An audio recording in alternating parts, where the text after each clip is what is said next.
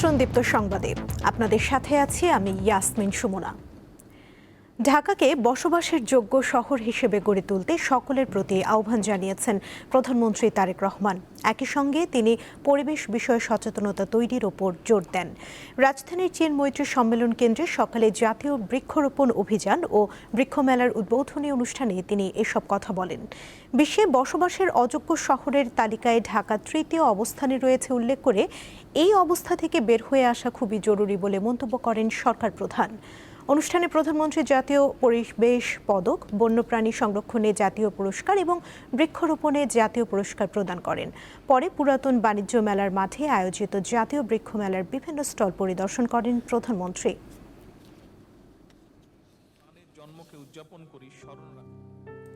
এই বনায়ন পশু পাখি বিভিন্ন প্রাণী কীট পতঙ্গের জন্য নিরাপদ বাসস্থান কিংবা প্রয়োজনীয় আহারের যোগান দিতে পারে কিনা এটিও কিন্তু আমাদের চিন্তার মধ্যে থাকা প্রয়োজন।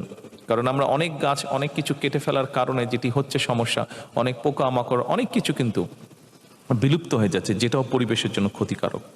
আমরা যদি আমাদের নদীগুলোকে বাঁচাতে না পারি, একটা বিভৎস অবস্থা, একটা ভয়াবহ অবস্থা। আপনারা যে কোনো নদীর, আমরা নদীমাতৃক বাংলাদেশ বলতাম, বিভিন্ন নদীকে আমরা দেখতাম। আপনারা নদীগুলোর পাশে যান, খাল বিলের পাশে যান, মনে হচ্ছে যে এই নদীগুলো খাল বিলের মধ্যে দিয়ে এগুলা পানি যাবার জন্য নয়, এগুলা মানুষের পরিত্যক্ত যে বর্জ্য বা মানুষের ব্যবহার্য যে বর্জ্য সেগুলোকে নিয়ে যাওয়ার জন্য মনে হচ্ছে এই রাস্তাগুলো বা নদী খাল বিলকে তৈরি করা হয়েছে।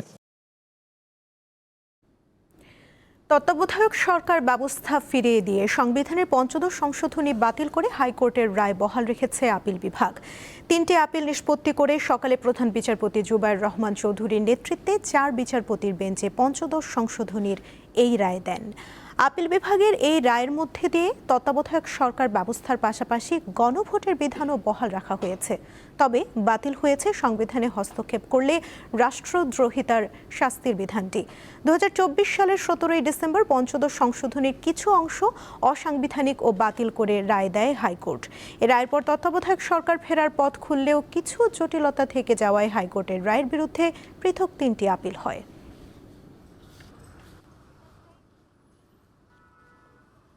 তত্ত্বাবধায়ক সরকার ব্যবস্থা বাতিল করার বিধানগুলো বাতিল হয়েছে, তবে এখানে কিছু টেকনিক্যাল সমস্যা আছে। কারণ হাইকোর্টের রায় সবগুলো বিধান বাতিল হয়নি, কিছু কিছু বিধান আরও বাতিল করা প্রয়োজন ছিল। যেমন প্রধান উপদেষ্টার শপথ নেওয়া সংক্রান্ত বিধান সংবিধানে ফিরে আসেনি।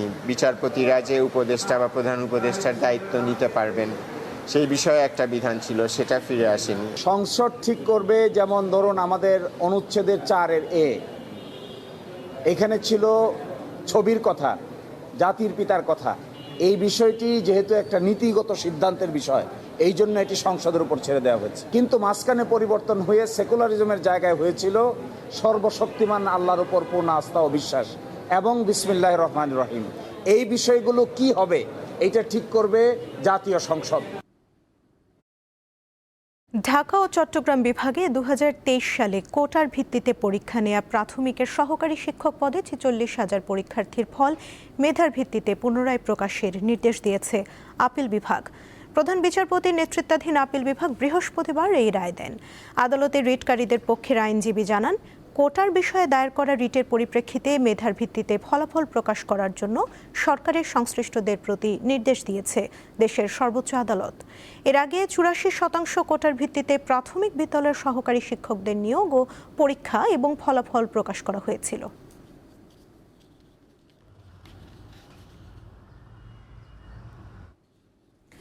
ত্রয়োদশ জাতীয় সংসদ নির্বাচনে চট্টগ্রাম 2 আসনে বিজয়ী বিএনপির প্রার্থী সারোয়ার আলমগীরের প্রার্থিতা বৈধ ঘোষণা করেছে হাইকোর্ট।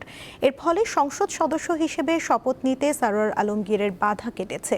বৃহস্পতিবার হাইকোর্টের একটি দ্বৈত বেঞ্চ এই আদেশ দেন।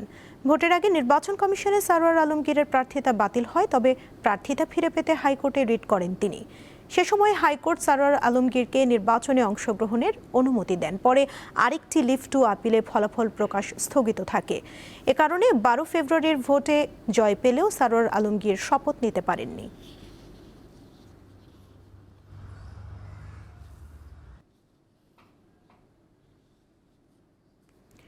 ভারী বর্ষণের কারণে বান্দরবানের লামার আজিজনগর ইউনিয়নের মিশন পাড়ায় পাহাড় ধসে একই পরিবারের ৩ জন সহ অন্তত ৫ জনের মৃত্যু হয়েছে।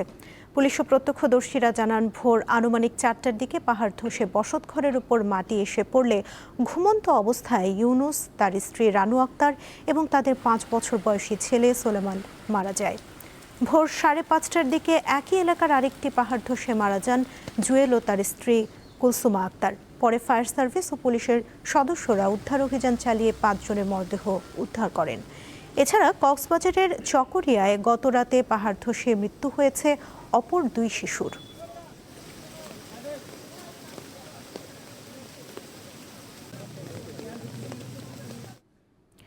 উত্তরাঞ্চলে বাড়লেও চট্টগ্রাম বিভাগে শুক্রবার থেকে কমতে পারে বৃষ্টিপাত। একই সঙ্গে ভূমিধসের জন্য সতর্কতা জারি করা হয়েছে। সকালে আবহাওয়া অফিসের পূর্বাভাসে এই তথ্য জানানো হয়। ভূমিধসের জন্য অবৈধভাবে পাহাড় কাটাকে দায়ী করেন আবহাওয়া কর্মকর্তা। গত রাত থেকে শুধু দক্ষিণাঞ্চল না, আপনার উত্তরাঞ্চলে বৃষ্টি বেড়ে গেছে। বিশেষ করে আমরা যদি দেখি যে রংপুর ডিভিশনে অনেক জায়গায় ভারী বর্ষণ হয়েছে, রাজশাহীতেও অনেক জায়গায় ভারী বর্ষণ হয়েছে। হেভি রেইনফল মেন কারণ না, যে ল্যান্ডস্লাইডের কারণ। এর সাথে সাথে ভূমির টাক্সার একটা গুরুত্বপূর্ণ। যদি সয়েল টাক্সার যদি কোনো কারণে আমরা নষ্ট করে ফেলি, অথবা আমরা রোহিঙ্গা যে এলাকায় থাকে বসবাস করে ওই সব জায়গায় বেসিক্যালি যে আপনার পাহাড়ের যে ন্যাচারাল যে একটা ছিল টাক্সার ছিল, কিন্তু ওই টাক্সারটা অনেকটা আমরা নষ্ট করে ফেলেছি।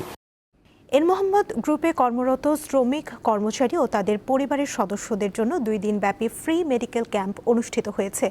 চট্টগ্রামের বোয়ালখালী উপজেলায় 2 দিন ব্যাপী এই মেডিকেল ক্যাম্প অনুষ্ঠিত হয়। উদ্বোধন করেন উপজেলার স্বাস্থ্য ও পরিবার পরিকল্পনা কর্মকর্তা। আর উপস্থিত ছিলেন এভারকেয়ার হাসপাতাল চট্টগ্রামের ডাক্তার জয়জিৎ চৌধুরী, ডাক্তার আদনান জাওয়াদ সহ অন্যান্যরা। এটি এন মোহাম্মদ গ্রুপের 3য় ফ্রি মেডিকেল ক্যাম্প। এর আগে প্রায় 5,000 মানুষ সেবা পেয়েছে, আর এবারে প্রায় 4,000 কর্মী ও পরিবারের সদস্য স্বাস্থ্য সেবার আওতায় আসেন।